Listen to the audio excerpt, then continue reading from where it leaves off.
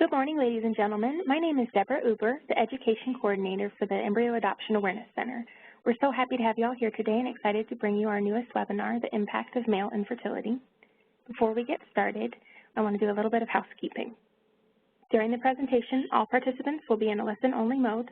There will be a question and answer session at the end of the presentation using the questions you submit through the Q&A feature. We will also be asking for examples from attendees throughout the webinar today, so feel free to jump in. You may submit your questions at any time during the session, and we will answer as many as possible at the end of the presentation. To ask a question or share an example, simply click on the Q&A panel on the lower right-hand portion of the screen, type your question into the dialog box, and click the send button. So it's easy. If you happen to be in the full screen view, you can click on the question mark icon in the toolbar in the lower right-hand corner of the screen. This will open the Q&A panel on your screen only. When you submit your question, it will be visible to all of the panelists, but not visible to other attendees.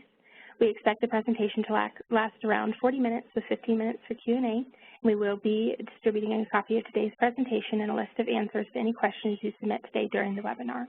If you experience any technical difficulties during the presentation, please contact WebEx Technical Support at 866-229-3239. And just as a reminder, this presentation is being recorded today. I'm going to open it up for our presenter. Our presenter today is Jason Hughes. Jason is a licensed professional counselor who has been practicing for the last 3 years. He's been married for 12 years and has an 8-year-old daughter. After Jason and his wife went through their own struggles with infertility in the adoption process, he recognized that there was a need for more emotional support and validation for these couples and individuals. So through his practice, he now offers the support and guidance that can help people cope with this difficult time. Jason also tells us that he is an avid movie geek and is a shameless teller of dad jokes, so maybe you will get some of those dad jokes today. Jason, we're so happy to have you here this morning. We're excited to have you speak on this topic, so I'm going to go ahead and hand the presentation over to you, and you can take it from there. All right, thank you. I appreciate you having me on and giving me an opportunity to do this, and I hope it's helpful for everybody. And so as we go along, like she said, feel free to submit questions or comments throughout the presentation. I want to make sure that I'm addressing any concerns or questions that you might have regarding this topic. Hopefully this will cover it, but feel free to jump in with any questions or comments, type those in throughout the presentation, and there'll be some opportunities for you to give examples if you feel like it also. So what we'll discuss today is how to acknowledge the emotions that we have, how to accept the situation, how to see all perspectives, how to separate our thoughts, feelings, and sensations, and learn some self-care and coping skills. And this is all regarding the male experience with infertility. And the reason that I feel like this is an important topic to discuss, it's because I know through my own experience, it was difficult to kind of understand what my role was and where I fit in with the whole thing. So we'll talk more about that as we go along. But one of the first things to realize is that you're not alone, and you may have heard this before, but it's important to reiterate, and that's why I share my experience, because there are a lot of people that go through this also. 20 to 25% of couples will experience a miscarriage, and 10 to 15% of couples will experience infertility. So even though these are high numbers and it's a high prevalency rate, there's still misunderstanding around this topic with a lot of people, and so sometimes it feels like a taboo subject, and it's uncomfortable to talk about for people who haven't experienced it. And for those of us who have and are going through it, it can be difficult to talk to other people about it because we feel like they might not understand, or, you know, we may have had experiences with insensitive comments in the past, and so we're reluctant to discuss it with anybody, and so we don't. We keep it to ourselves, and And so that makes it even more difficult to deal with when we don't talk about it or we don't have an outlet for it. So hopefully this presentation will help you feel more comfortable with what you're feeling and how to deal with it. So I'll tell you a little bit about my story. I was married in 2004, just a young man. I was 23 years old when I got married. And my wife and I decided early on that we wanted to start a family. And so after about a year of trying without success, we went to the doctor and, found out what the issues were. My wife went on some medications. She did the Clomid and did some other things, and we still weren't successful. So then we went through IVF. We had 4 rounds of that. On the 3rd attempt, it was successful, and we were, of course, very excited, and we're telling everybody, and this is what we had wanted all along, and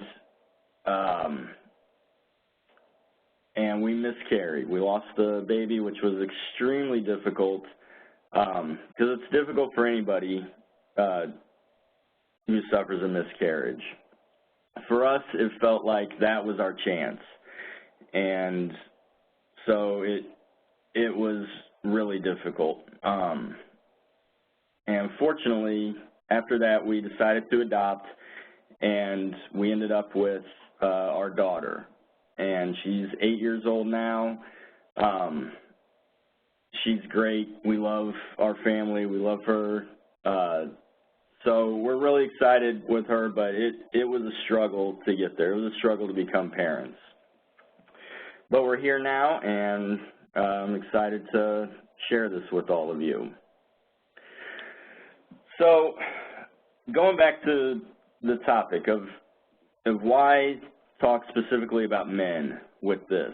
One, just talking about men and emotions in general is, I feel like, important to discuss. As a guy myself, I know that it's not easy to talk about emotions. We're not really trained to do that. We're raised to believe that it's not okay to express certain emotions. I remember growing up having the T-shirts that said "no fear" on them, and that was kind of the mindset we're supposed to have. You're not supposed to be scared. Don't be sad. Be a man. And really the only emotion that felt acceptable to express was anger, and so everything kind of came out as anger. I'm not saying that's everybody's experience. That was kind of my experience growing up, and it seems like the experience of several other guys. So just talking with guys in general about expressing emotions, I feel like, is really important to do, because it can help us, one, through this situation, this difficult time that you all may be going through, but just in general, with anything that you might be feeling. It's good to be able to acknowledge what you feel and learn how to express it and how to cope with it. So, when I thought, growing up, and even now, to some extent, when I think of being a man, I think of the stereotypical Clint Eastwood type. I'm a big sports geek, so, I love football and basketball and baseball, and I see those guys out there, real tough and big and strong, and, you don't let things get to you. And then growing up, the mindset that I had of what does it mean to be an emotional man, again, this may not be true for everybody, but some words that I would think of when I would hear an emotional man are kind of the opposite of the tough guy and the manly man, so kind of a sissy and a wuss and a wimp. So that seems to be shifting now, but it also still influences a lot of us. And that influence that we have, kind of that mindset that we might have grown to believe, affects us in how we deal with difficult situations and emotions and relationships now. understanding that it's okay to be an emotional man because we're human beings, so we have all of these emotions. Just because, you know, somebody might tell us that it's not okay to feel sad or to feel scared, doesn't mean that we don't feel that. We do. So we've got to figure out a way to express that and to learn that it's okay to feel that. So now kind of making it more specific to the topic we're talking about today. So how do men experience infertility? It's different for everybody because there's so many different situations. I know for us and for me,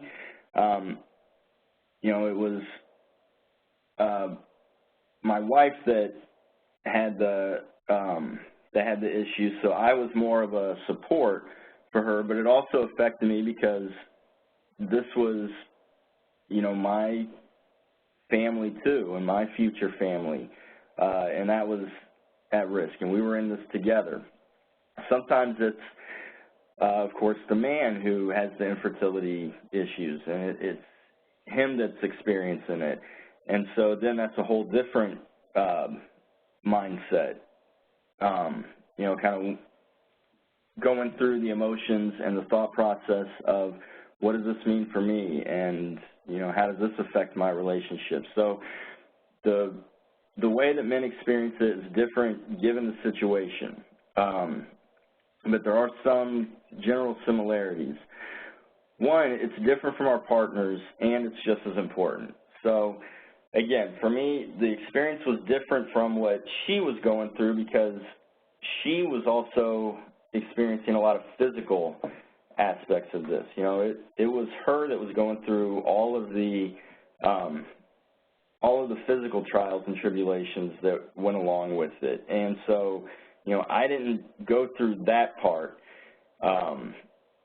However, there were a lot of emotional things that I was dealing with, a lot of grief and a lot of worry. You know, I grew up wanting a family and always dreaming of that and playing basketball with my kids. And now, you know, that is in jeopardy.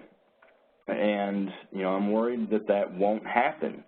And so and I was also reluctant to express that, though, because I felt like at the time what I'm experiencing, though, is nothing compared to what she is. So I need to just kind of put my stuff to the side and put it on the back burner and help her with what she needs to deal with. You know, again, kind of that stereotypical male where I can deal with my own stuff, but I need to be there to protect her. By doing that, it was affecting me even more because it just built up and built up and built up until one day somebody finally asked me, you know, well, how is this for you? You know, how are you dealing with this? And I broke down. I was like, this sucks. You know, I hate it. And it was a guy, it was a friend of my dad's that asked me that. And so seeing him, seeing the expression on his face and the concern for me and hearing him asking that question made me feel like it's okay for me to feel what I feel and to express it. So that was a big turning point for me in talking about my feelings. And my wife, you know, gave me that space. She was concerned about me too, and she made it okay for me to talk about it. So working through our own emotions and experiences will also lead us to become stronger sources of support for our partners. So when we work through our own stuff and when we acknowledge it and accept it and cope with it, then by doing that, we become more stable and we can become stronger sources of support for our partners when they need it the most, and vice versa. By my wife being able to express what she felt and deal with her stuff, then she was a strong source of support for me when I needed it also. So one of the first steps in doing this is acknowledging your feelings. You've got to acknowledge what you feel. If you can't name what you're feeling, if you ignore it, then you can't work through it. You know, you've got to acknowledge what's going on, and you've got to put a name on it so that you know how to work through it and how to deal with it. So one of the first things you need to understand is that whatever you feel is valid.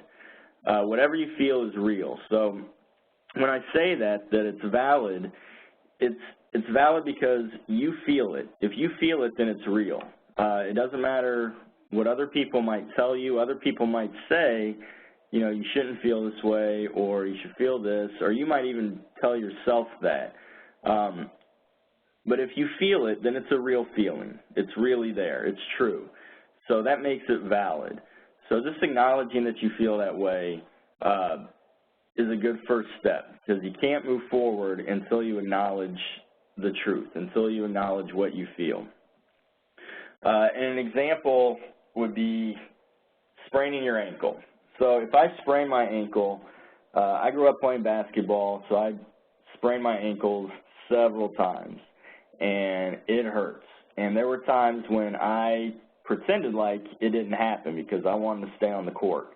But by doing that, it just made it worse. So I can walk around on a sprained ankle, and I can pretend like it doesn't hurt. I can pretend like it didn't happen, and everybody else can see that it's affecting me. Even though I'm saying it's not, they can see my ankle swelling up to the size of a softball. They can see me limping around and grimacing. So no matter what I say, they can see it's happening. And the longer that I go without acknowledging that I have a hurt ankle, the worse that it's going to get, and the more that the pain is going to build up.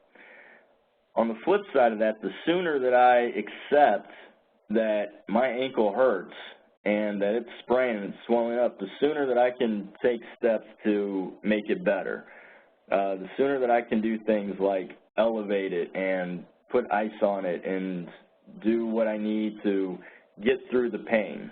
So acknowledging it doesn't mean that it's going to go away, but it will help facilitate the process. It'll help make it go away faster. So you have some control over what you feel, and by that I mean that you can't always control what you feel in every situation. Feelings are going to come up without you having anything to do with it. Just given the situation, certain feelings will arise.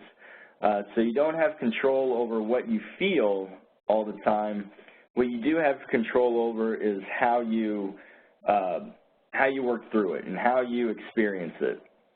So just like with the ankle, you know, I can either acknowledge that it's happening and take some control over the situation and some control over the pain and do things to decrease the intensity of the pain, or I can pretend that it's not there and feel it getting worse as I continue to walk on it.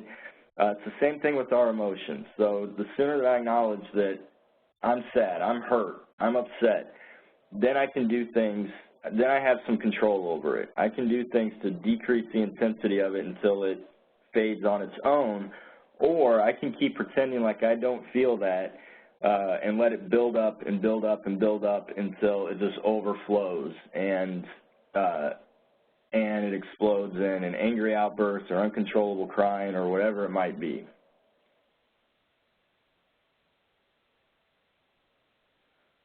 So one of the next steps is to accept the reality of the situation. So you've acknowledged your feelings.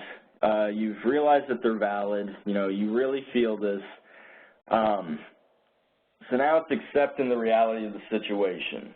You know, if I didn't accept the difficulties that we were going through and I didn't accept the infertility that was very real, then we might have kept on trying and trying and trying without any results and just continue to get more frustrated.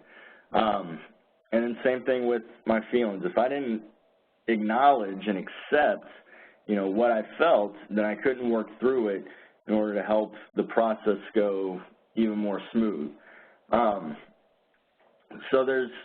I want to talk about a difference between validity and justification. So, like I said, what you're feeling in any situation, whether it's infertility or whatever it might be going through, whatever you're experiencing later today, whatever you feel, it's valid because it's real. So justification then is, does it fit the situation? Does what you're feeling and the intensity of what you're feeling, does it fit the situation that you're in? And an example of that, for me, just a general example, is I have a very irrational fear of spiders. I'm not ashamed to admit, well, I'll take that back. I'm a little ashamed to admit that. But it's an irrational fear of spiders. So when I see a spider, I freak out. I get really anxious. I get scared. The fear that I feel is real. It's valid because it's there. However, the intensity that I feel is not justified because this spider is a very small fraction of my size. It should be way more frightening to me, and probably is, than I am of it. So what I feel in that situation is valid, but it's not completely justified, at least not the intensity. Now, with what we were going through with the infertility process, and the IVF and everything that went along with that, the sadness that I felt, the fear, the anxiety, that was justified. And the important thing with realizing the difference is once you understand that it is justified or not, then you can take proper steps to move forward. So like with the spider, when I realized that's not justified, then I can start just looking at the facts, just looking at the reality of the situation, which was this thing is not going to hurt me. You know, it has no intentions of hurting me. So I can walk away and it would be fine. I can kill the spider with no problem. So my fear decreases pretty quick when I just look at the facts. When I look at the facts of our infertility, it was justified because there was a real fear of, is this going to work or isn't it? You know, am I going to be able to have a family, or are we going to be childless, and can I deal with that? And so once you decide if what you're feeling is justified or not, then you can accept the situation for what it is. And acceptance doesn't mean that you have to like what is happening. You just have to accept it. And by accepting the reality of the situation, then you can go with it. You can either move forward as is, or you can take steps to change it if there are steps possible, which, of course, in this case there are, even when it doesn't feel like it sometimes. But you got to accept the situation before you can move on. And again, acceptance does not mean liking the situation. I did not like that we had so many problems becoming parents. We wanted to be parents more than anything else, and I hated that struggle. And accepting that it was real helped us to move forward to the point where we ultimately ended up adopting and becoming parents. So the struggle was very real, but accepting it helped us move through it. So one way that you can start moving through it, once you accept the situation, is to start thinking about how you are perceiving the situation, how you're looking at it. So you can ask yourself things like, what does the situation mean to you? Because there's always more than one way to look at a situation. Even though it doesn't feel like it sometimes, there's always more than one way to see it. Even right now, for example, we are all involved in this webinar. We are all part of this presentation right now. Yet if somebody were to ask each one of us individually our perspective of what's happening right now, they would get completely different answers. They wouldn't get the same answer from any one of us. But they're all valid. All of the perspectives that we have are completely valid. So we can choose to look at the situation however we want. First, we have to accept the situation for what it is. So, I had to accept the reality of our infertility issues. And then once I did that, I got to decide, all right, so how am I gonna go through this? And I can remain mad and hurt and just continue to act on that and just be mad at the world and upset at the situation and be jealous of other people who don't have to go through this. My friends that were having kids without any problems, I can do that and just not do anything and just feel sorry for myself. Or I can acknowledge those feelings and look at what options there are. So there are people who have experienced what we have all gone through, and they've become parents one way or the other. There are also people who have experienced what we've gone through and have not become parents, and they have also survived and led happy lives. So it is possible. And a lot of that is a matter of perspective and how you choose to perceive the situation that you're in. So you don't always have control of the situation that you're in. A lot of times there are so many external factors that lead to the situation that we're in and what we're experiencing. What we do have control over, however, is how we perceive the situation. We may not always like the situation that we're in, but we do get to choose how we see it and how we manage it internally, how we deal with it ourselves. So, yeah, just remembering that there's always more than one way to look at a situation, and you get to choose how you perceive it. Again, it doesn't always feel like you do, and you do have that power, at least. You may not have power over everything, but that is one thing that you have control over.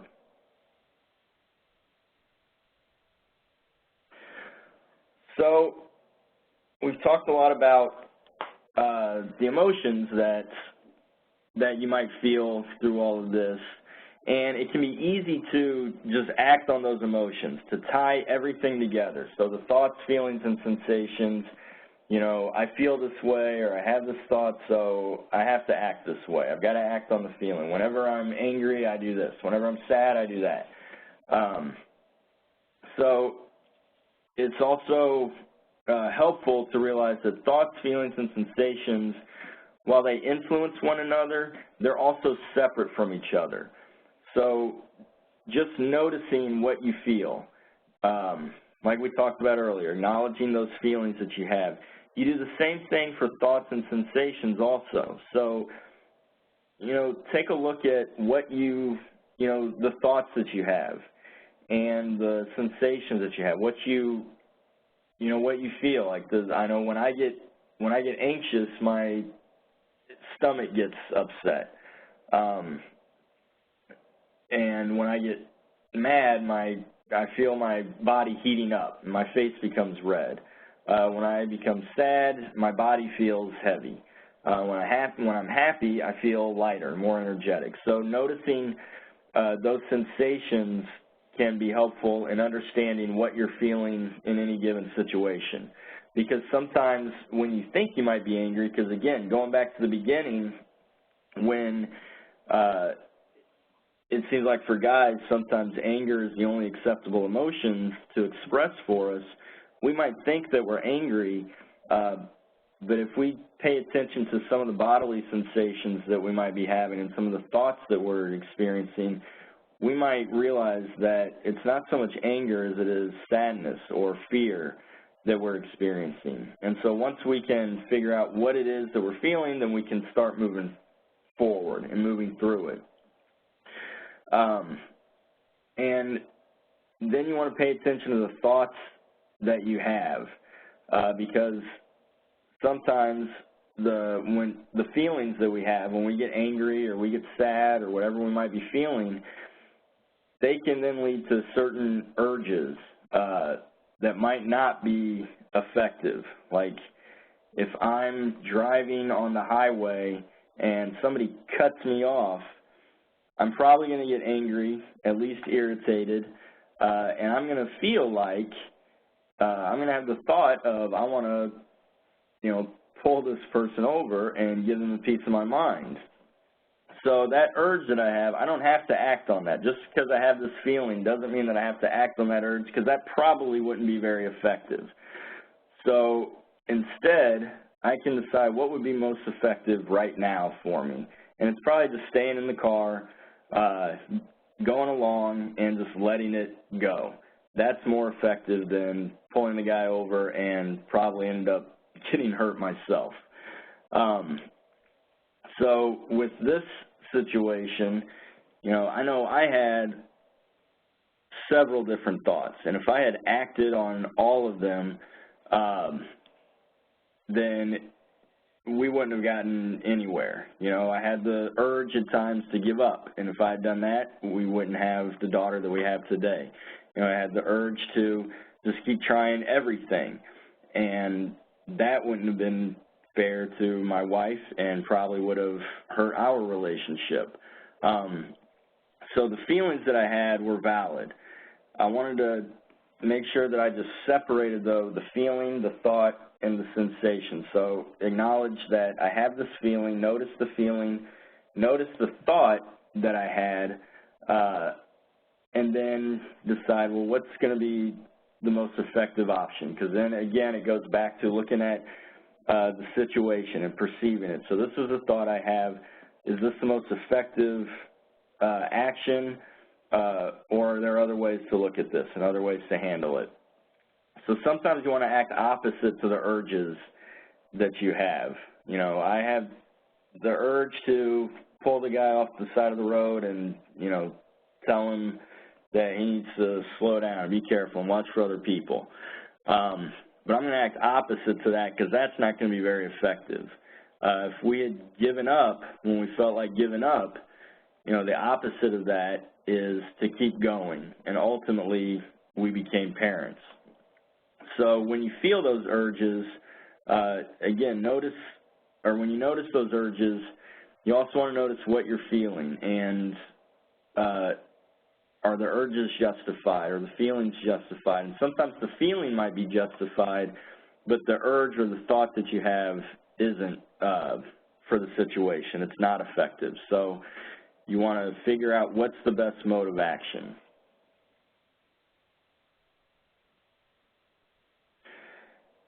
And so finally, once you've acknowledged what you're feeling, you've accepted the situation, you've looked at it from all these different angles, and you noticed your thoughts and your feelings and your sensations, now it's time to start moving through it, start figuring it out, and how to cope with it. So self-care is so important. This was something that I ignored for myself when we were going through this, because I was so focused on, being there for my wife and doing what she needed and making sure that she got everything that she needed throughout this process, that I didn't do anything for myself. And the longer that I went without, taking care of myself, the more run down and stressed out that I got. And that made me less effective in being a source of support for her. So I needed to learn to cope and to take care of myself.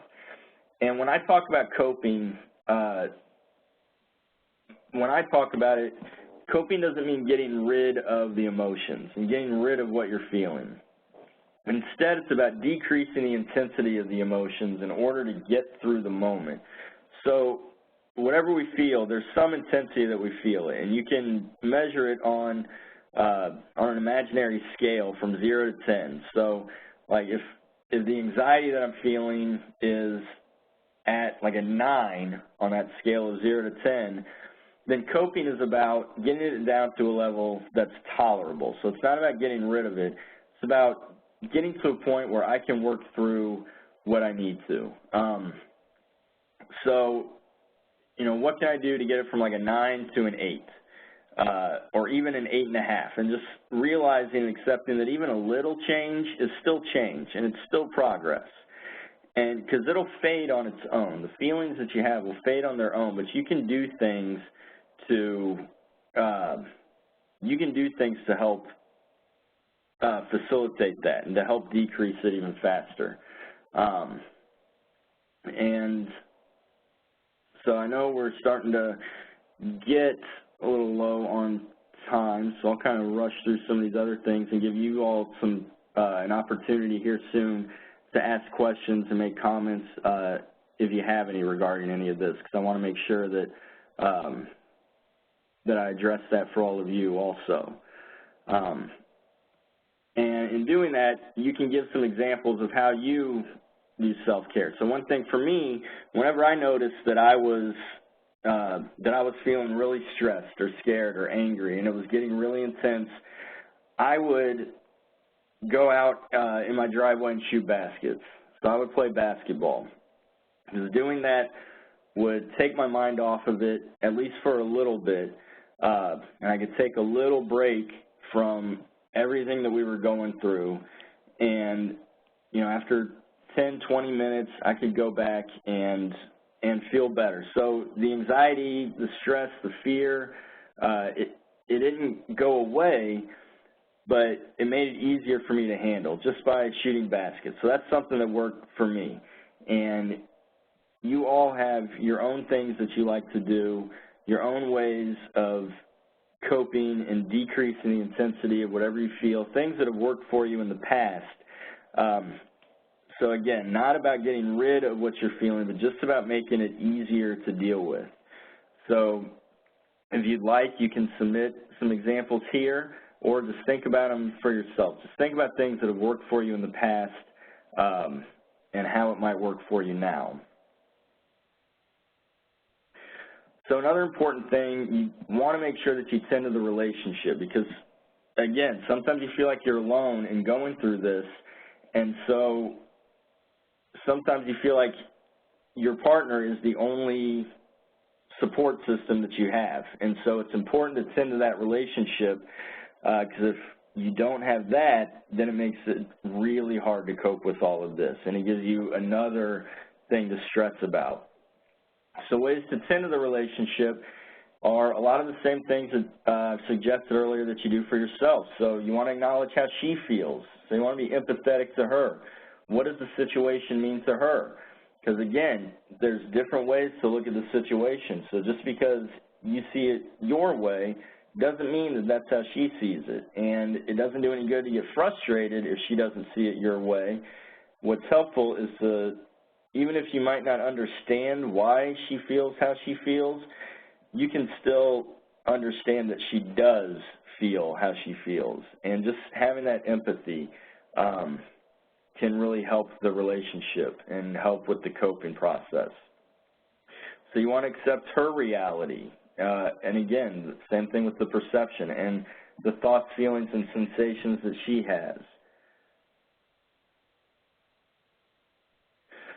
So there are some, and let's see, I'm actually going to go ahead to this one and then go back to the barriers. So in doing this, it's important to maintain communication. And communication involves more listening than talking. So listen to each other, you know, listen to what she's trying to say to you without reacting and without responding. Just listen to what she says and answer questions when she asks questions. I know a problem that I had with my wife and still have sometimes is that she will come to me with, you know, problems that she's having or issues, and I just want to fix them. So she didn't ask me any questions. She didn't ask me to fix anything, but I feel like I have to. And then when I start to, she gets upset because that's not what she needed. Instead, all she wanted was for me to listen. So when you're maintaining communication, you want to try to do more listening than talking.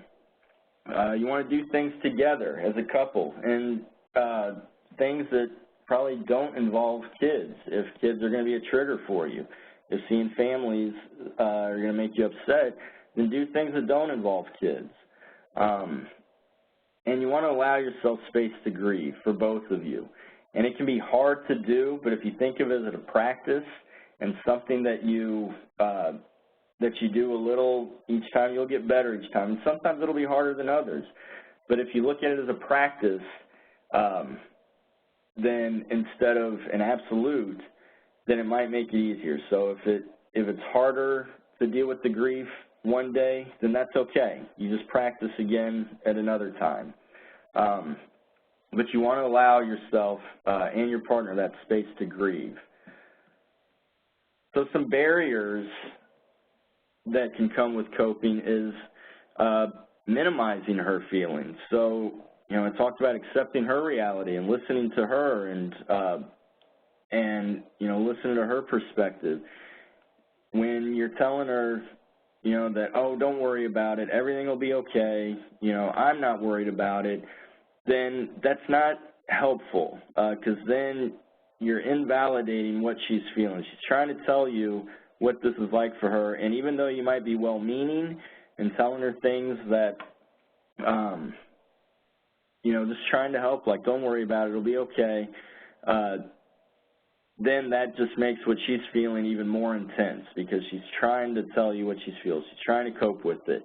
And it's the same thing with yourself. If you minimize your own feelings, like, oh, I can deal with this, it's not a big deal, we'll get through it, then it's just going to intensify instead of acknowledging what you're feeling and letting it do what it needs to do.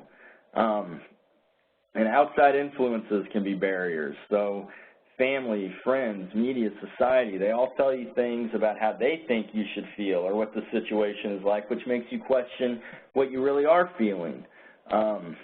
Family and friends will tell you, oh, I know so-and-so who went through the same thing, and then they started the adoption process, or they started infertility treatments or whatever, and now they've got, this litter of kids, and they're so happy, and it's going to happen for you too. And while they might be well-meaning, it's painful to hear that. And so that can be difficult. And if it's one parent and not the other, so it's like your in-laws or she's having problems with your parents, then that can be a divide in the relationship. So it's important to talk about, what's happening and what you're feeling.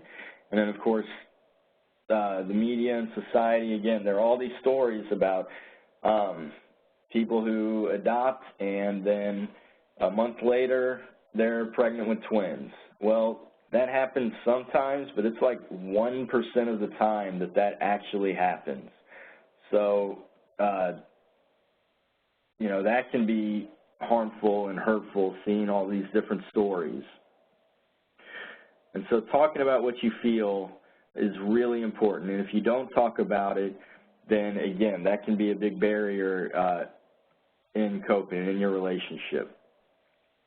And educating others. This is completely up to you. And when I talk about educating others, this is when, I'm sure we've all heard well-meaning but insensitive and hurtful comments from people. I remember my cousin, when she was pregnant, telling my wife that, oh, you should be so happy you didn't have to go through this. This is such a painful experience. Well, that wasn't helpful. She meant well. She was trying to, tell my wife, that it's okay that you didn't go through this, when my wife was like, that's all I wanted was to go through that. And so it's up to you if you decide to kind of educate others on what this is like, or you don't have to. It's completely up to you how you deal with it. And again, I'm sure we've all heard insensitive comments before. If you feel like sharing those and giving examples, then you can here in the comments section. And then finally, I want to encourage everybody to seek support, seek outside support somewhere. So it can be from friends, family, or a therapist. So outside support is someone other than your partner that can give you an outlet for you to express whatever you feel. Again, so that you can be a stronger source of support for her when you need it. That way you can manage your own feelings and cope with those with somebody else who you feel like will be a strong source of support for you, not the person who's going to you know, try to fix everything or make it better or minimize what you're feeling, but somebody who will just listen. And that can be really helpful in helping you deal with what you need to and helping you be there for your wife or your partner through this. So, all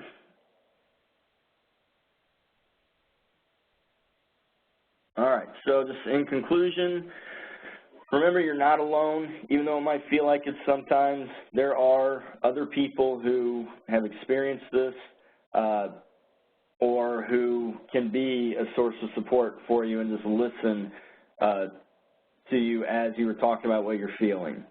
You want to acknowledge and accept what you're feeling. It's necessary. You've got to be able to do that in order to move forward. If you don't acknowledge what you're feeling and accept the reality of the situation, then you can't move forward until you've done those things.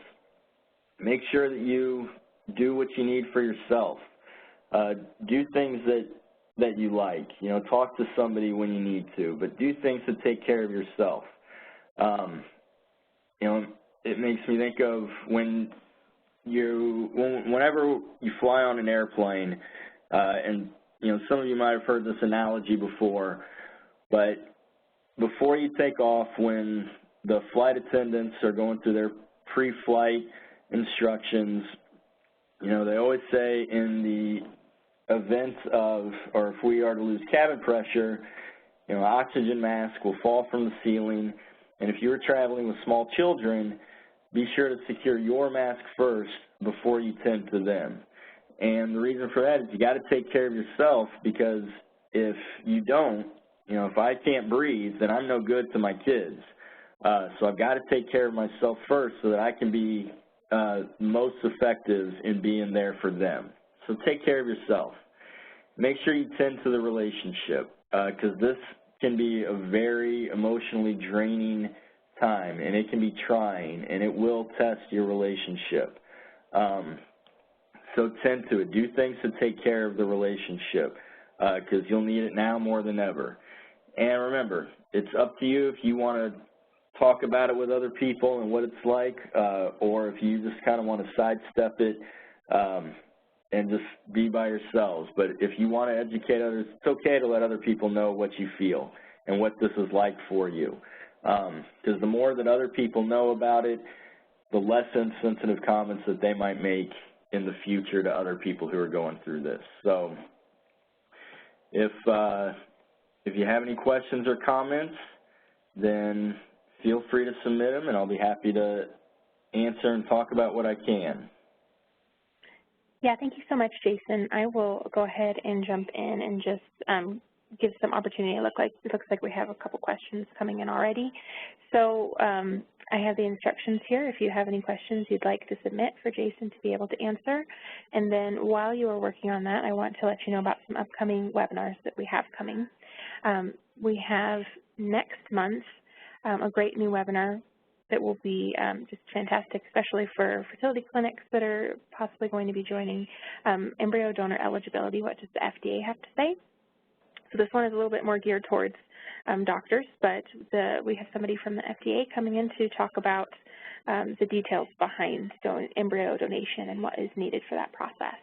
And then a little bit later in that month, we're going to have a great webinar called Coping with the Emotional Toll of Infertility, and this is great for both couples to show up for.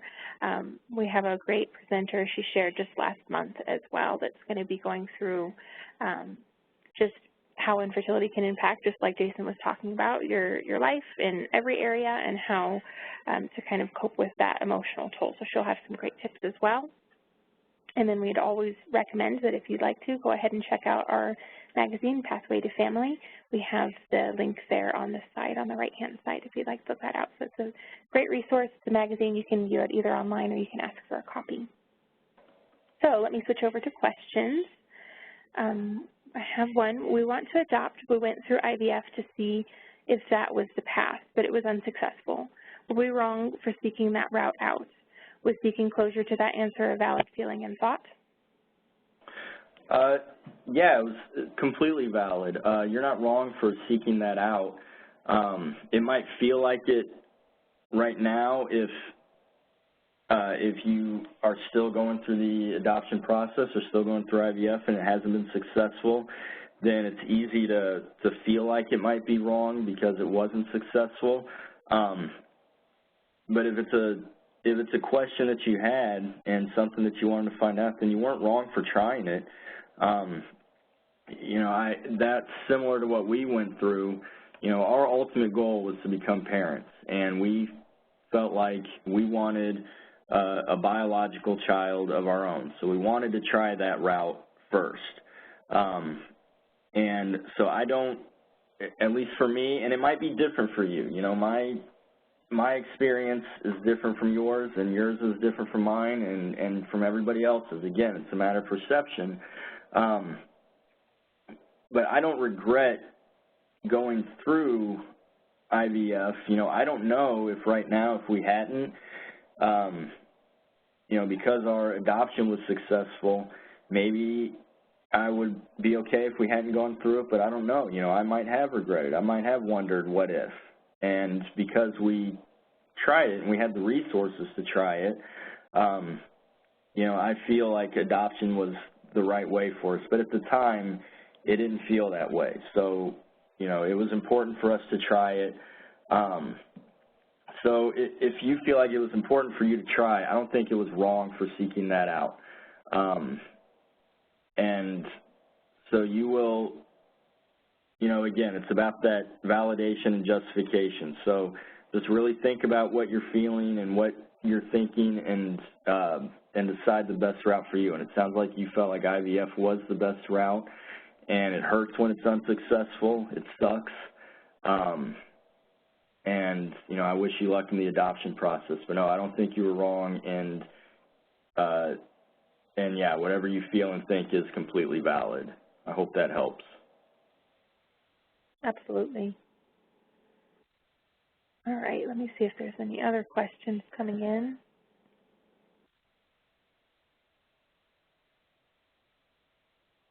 I had one that was submitted a little bit earlier that I lost track of, but is something along the lines of for a husband. So basically if my husband doesn't like talking about emotions, you know, at all in any way, and doesn't want to process through this, what would be a great step for a spouse to kind of support her husband to process through that infertility journey? Yeah, just letting him know that you're there if he wants to talk, and letting him know that it's okay if he doesn't want to talk. But letting him know whatever he wants to do, however he wants to feel it, is okay. It's like for me, personally, I consider myself more of an introvert, and I feel more comfortable dealing with things on my own, and sometimes that can be perceived by my wife or others around me that I'm not dealing with it because I'm not talking about it. But I'm just more comfortable that way. You know, I might talk about it with one or two other people, but I don't talk about what I feel a lot because I'm comfortable coping with it on my own. Not everybody is like that. Some people feel like they need to talk about it a lot more than other people. So, you know, giving him that space to, you know, you don't want to force him to talk about it because that might make him pull back even further. And so just let him know that whenever he is ready, then you're there. And it's okay to talk about it when he's ready to. And that can be frustrating sometimes because, again, like with the sprained ankle analogy, you know, you might see the person limping around and grimacing, and you can see it swelling up even though they're saying it doesn't hurt. But they have to be ready to do it on their own. You can't force them to go to the doctor. You know, you can't force them to put their foot in the ice bucket. They've got to be ready to do that on their own. And so give him that space to let him know that when he's ready, he can talk about it. Might be helpful instead of, you know, pushing him to talk about it. And I don't know if that's what you're doing or not, but just in general, that can be helpful. Yeah, absolutely. Okay. Well, perfect. You covered everything really well, so I don't know if anybody's going to have any more questions than that. I'm going to go ahead and wrap it up. We're right on time, and let everybody get back to their work days. But thank you so much for joining us. And Jason, thanks so much for helping us with this webinar. You did a great job. I hope to see you with some upcoming webinars in the future. I really appreciate you coming. All right. Well, thanks for having me. All right. Have a great day, everyone.